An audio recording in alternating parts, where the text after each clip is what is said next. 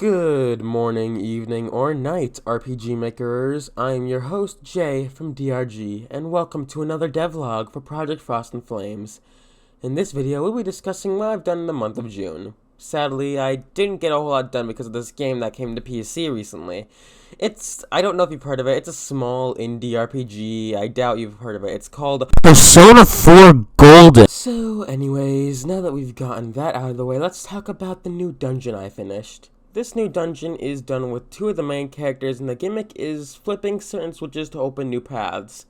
But only one switch can be flipped at a time, so it creates these unique puzzles where you have to find new ways around once you flip a certain switch. At the moment, this gimmick is just flipping switches and opening doors, but later on, when I hire an artist, the sprites for the switches will likely represent emotions in some way, since the whole dungeon is themed around life, death, and mind, and more specifically, the emotions that the mind experiences. But for now, I've just kind of designed them to be functional. New dungeons mean new classes, so Trevor and Leona ascend into the new class of the Warrior of Mind and Angel of Life, a tank and healing class. The Angel class is mostly centered around healing, as I said earlier, which is why she starts out with the basic heal skills, but later on at level 11 she learns light magic, which will be very useful when fighting dark aligned enemies. Trevor is mainly a physical attacker with skills like 100 punches and uppercut, however he does learn some form of magic, specifically void magic. Void is a special type of magic. It does more damage than the other elemental attacks on average, and unlike those attacks, nothing resists void. Though to counter that, nothing is weak to void either.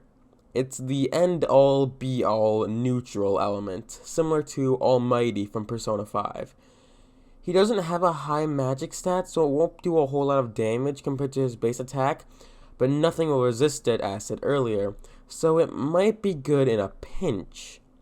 Besides that, there is a new boss to fight in the form of Rock Golem EX, which can be found in the cave where you fought him earlier. There is another boss in the main dungeon, but it's nothing to really mention, it's nothing special.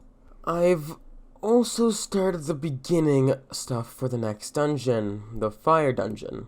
For now, the only progress I've made is that I've added some cutscenes to let the player know where to go, and that's about it. I haven't added the new enemies, nor have I started mapping, but besides that, there really isn't much to talk about, so I think we should end the devlog here.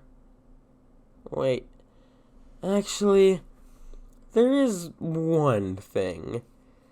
There is a new boss that I've added to the game. It's not accessible by normal means, and it's not really meant to be fought. Unlike other enemies and bosses, this boss has no level cap, so this boss cannot be beaten by simply power leveling until you have super high stats. This boss also has skills that will make it so that you are weak to every element, or at least take increased damage from every element. This boss is known as the Time Breaker, and it is the hardest boss in the game. Thanks for watching, and stay tuned for the next devlog.